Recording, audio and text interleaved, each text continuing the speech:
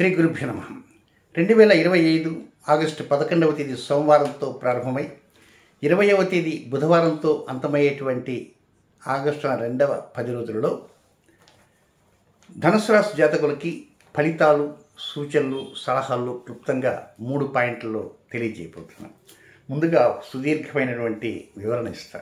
అదేమిటంటే అందరూ తెలుసుకునవలసిందే. గణాంత దోషము అంటారు, లేదా గండాంత సమయము అంటారు. ఇది ఏమిటంటే మొత్తం 12 రాసుల్లో ఈ గణాంతాలు 3 చోట్ల మనకు వస్తాయి. ఎక్కడెక్కడంటే కర్కాటక రాశి నుంచి సింహరాశికి ఏ గ్రహమైనా ఇట్నుంచి అటు వెళ్ళేటప్పుడు ఆ మధ్యలో ఆ రాశికి ఈ రాశికి జంక్షన్లో కొంత సమయాన్ని గణాంత సమయం అంటారు. అలాగే రెండవది వృశ్చిక రాశి నుంచి ధనుస్సు రాశిలోకి ఏ గ్రహమైనా ప్రవేశించేటప్పుడు ఆ మధ్య జంక్షన్లో టైంని గణాంత సమయం. నెక్స్ట్ మూడవది మీనరాశి నుంచి మేషరాశిలోకి ప్రవేశించే సమయంలో ఈ రాశికి ఆ రాశికి మధ్యలో జంక్షన్లో ఏర్పడేటువంటి ఉండేటువంటి టైంని గణాంత సమయము అంటారు. అంతేదా ప్రతి రాశికి మధ్యలో సమయం కాదు, కేవలం ఈ 3 చావులు మాత్రమే. అయితే ఈ గణాంత సమయంలో ఎలా ఉంటుందంటే కర్కాటక రాశి, సింహరాశి. ఇప్పుడు కర్కాటక రాశిలో సూర్యుడు సంచారం చేస్తున్నాడు. కర్కాటక రాశి ఒక జలరాశి, సింహరాశి ఒక అగ్నితత్వ రాశి. జలరాశిలో ఉన్నటువంటి సూర్య భగవానుడు రవిగ్రహము అగ్నితత్వంలోకి వెళ్తున్నాడు. ఆ మధ్యలో జంక్షన్లో ఆ రాశిలో చివరి పాదము, ఈ రాశిలో మొదటి పాదము, నక్షత్రం ఏదైనా సరే, అంటే ఆశ్లేష నక్షత్రం 4వ పాదము, మఖా నక్షత్రం 1వ పాదం, ఆ మధ్యలో ఉండేటువంటిది. 2 పాదాలంటే 6 డిగ్రీల 20 నిమిషాలు. ఏ గ్రహమైనా చంద్రుడు కావచ్చు, శుక్రుడు కావచ్చు, కుజుడు కావచ్చు, బుధుడు కావచ్చు. చంద్రుడు అయితే కొద్ది గంటలే ఉంటుంది, కొంచెం శని, రాహు, కేతువులు, రవి అయితే కొంచెం టైం ఎక్కువ ఉంటుంది. ఈ పరంపరలో యాక్చువల్గా 16వ తేదీన ఆగస్టు 16వ తేదీ రాత్రి మీకు 9వ స్థానంలోకి రవి ప్రవేశిస్తాడు. ప్రస్తుతం ఆయన 8వ స్థానం ఉన్నాడు, ఆయన 9వ స్థానంలోకి ప్రవేశిస్తాడు. కర్కాటక సంక్రమణం అంతం జరిగి దక్షిణ పుణ్యకాలం వచ్చింది. ఇప్పుడు సింహ సంక్రమణం జరగబోతున్నది. ఆ సింహరాశిలోకి వస్తే ఆయన 1 నెల పాటు అక్కడే కేతువుతో ఉంటాడు. మరి ఆ కేతువుతో ఉంటే అది ఏమిటి, కథ ఏమిటి, కామావేశం ఏమిటి, ఫలితాలేమి తర్వాత తెలుసుకుందాం. ప్రస్తుతం అప్రస్తుతం ఇప్పుడు మన గణాంతం మీదే మనం ఫోకస్ అంతా పెట్టాం. ఈ గణాంతం అంటే ఏమిటి అంటే ఇంకా లోపలికి వెళ్తే కర్కాటక రాశి జలతత్వ రాశి, సింహరాశి అగ్నితత్వం. జలం నుంచి అగ్నిలోకి వెళ్తున్నాడు. అలాగే కొన్ని అగ్ని నుంచి జలంలోకి వెళ్తారు. ఇట్టించట్టు అట్టించిట్టు ఆయా రాశులు. దానికి ఉదాహరణగా ఒకటి మీకు తెలియజేస్తాను. అదేమిటంటే ఒక ఇనుప కడ్డీని బాగా కొలిమిలో పెట్టి బాగా పెట్టేస్తే ఒక 15 నిమిషాలు కాదు, 1 గంట పెట్టాం అనుకోండి, ఎర్రగా అది మన నిప్పు కనికలాగా తయారవుతుంది. దాన్ని తీసుకొని వచ్చి ఒక బకెట్ వాటర్లో నిండా నీళ్లు పోయండి. ఆ వాటర్ ప్రశాంతంగా నిశ్చలంగా ఉంటాయి. ఆ నిశ్చలమైన వాటర్లో ఈ ఇనుప కడ్డీని పట్టకాలతో పట్టుకుని అలా పెట్టామనుకోండి, ఏమవుతుంది, వెంటనే శబ్దం వస్తుంది. బుడబడ శబ్దం వస్తాయి. శబ్దంతో పాటు ఆ బకెట్లో నిశ్చలంగా నీళ్లు ఎగిసి ముఖాన పడతాయి కదా. అంటే అగ్నితత్వం నుంచి జలతత్వంలోకి ప్రవేశిస్తే, అలాగే జలతత్వం నుంచి అగ్నితత్వానికి ప్రవేశిస్తే ఇది కంటికి కనబడింది, ఇది కంటికి కనపడదు. అందుకే మనం విమానం దిగంగానే వెంటనే తలుపులు తీరు, ఒక 4-5 నిమిషాలు వెయిట్ చేస్తాం. దీనికి బయట వాతావరణంతో ఈ వాతావరణం సమన్వయం కావాలి. అలాగే మన ఎండల కాలంలో ఏసీలో కారులో వస్తూ మధ్యలో దిగి ఎండలో 15 నిమిషాలు నిలబడ్డామనుకో తాట తీస్తుంది, ఎండ పెట్ట తగులుతుంది, ఒక్కోసారి ప్రాణాలు కూడా పోతుంటాయి.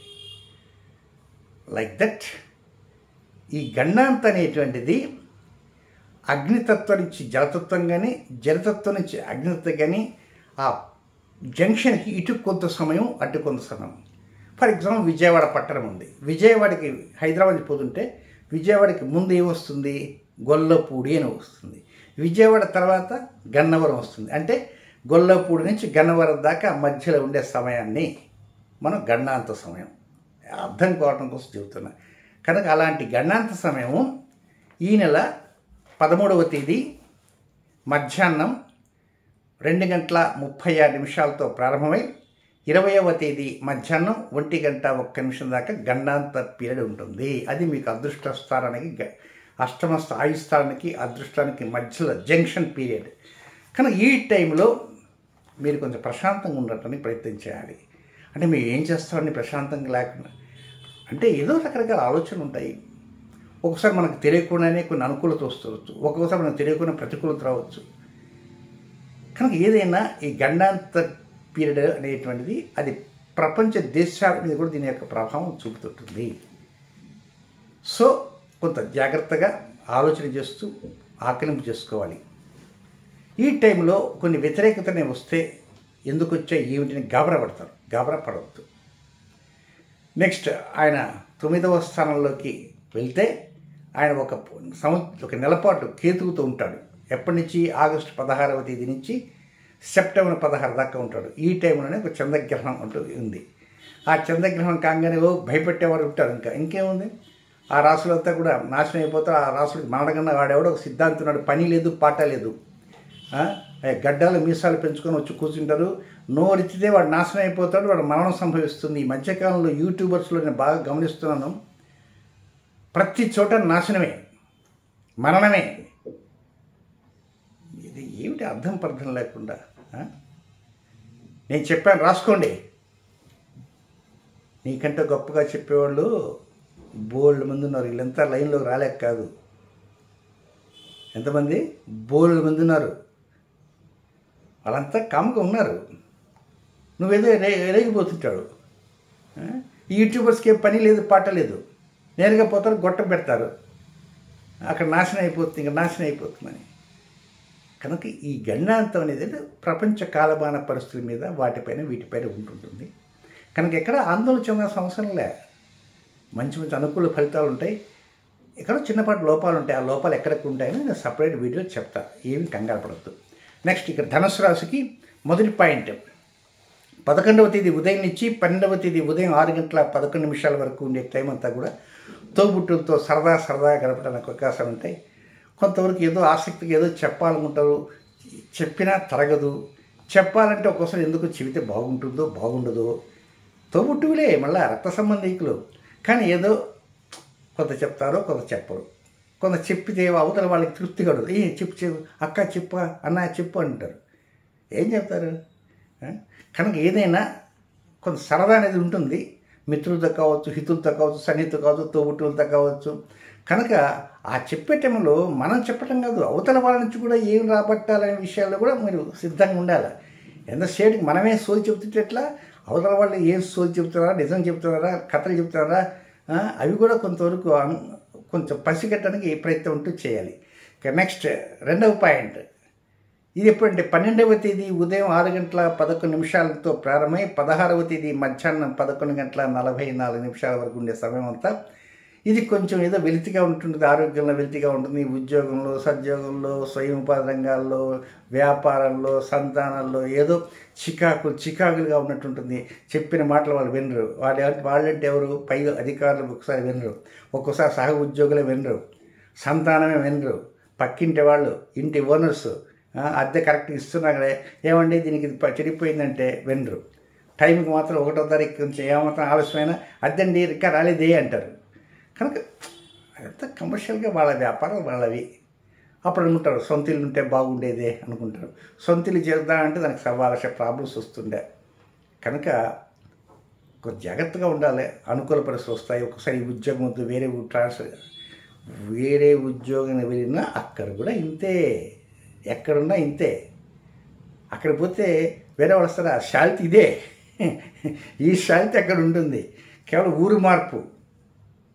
కానీ అక్కడ ఇప్పుడు నేనే ఉన్నాను, ఉద్యోగం చేస్తున్నాను, నాకు నచ్చలేదు, వేరే ఉద్యోగానికి పోతాను.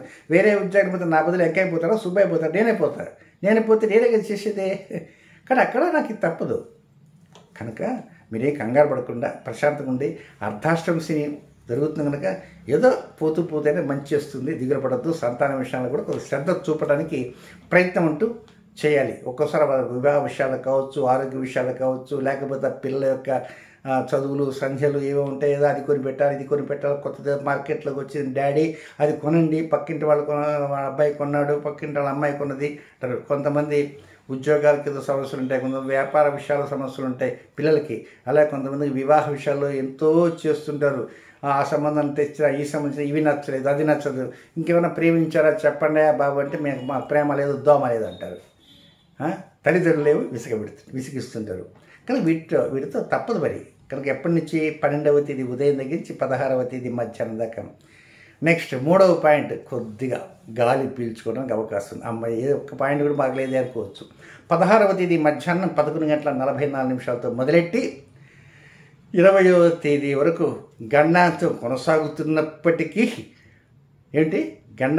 కొనసాగుతున్నప్పటికీ కొంత దంపతుల మధ్య అనుకూల మైత్రి, భాగస్వాముల మధ్య వ్యాపార భాగస్వాములు కావచ్చు, ఏదో ఒకటి షేర్ హోల్డర్స్గా ఉంటారు అలాంటి వాళ్ళు కావచ్చు, జీవిత భాగస్వాములు, వ్యాపార భాగస్వాములు, ప్రేమికులు, లివింగ్ రిలేషన్ ఉంటారు అలాంటి వారికి, అలాగే ఏదో కొంచెం ఆయాసమని, షుగర్ని, బీపీ అని, తిరగలేక రిపోర్ట్స్ ఏవో కొంచెం వ్యతిరేకంగా ఉంటే అలాంటి వారికి కొంచెం ఊరటనిస్తుంటారు. డాక్టర్ గారి నుంచి మంచి రిపోర్ట్స్ వస్తుంటాయి.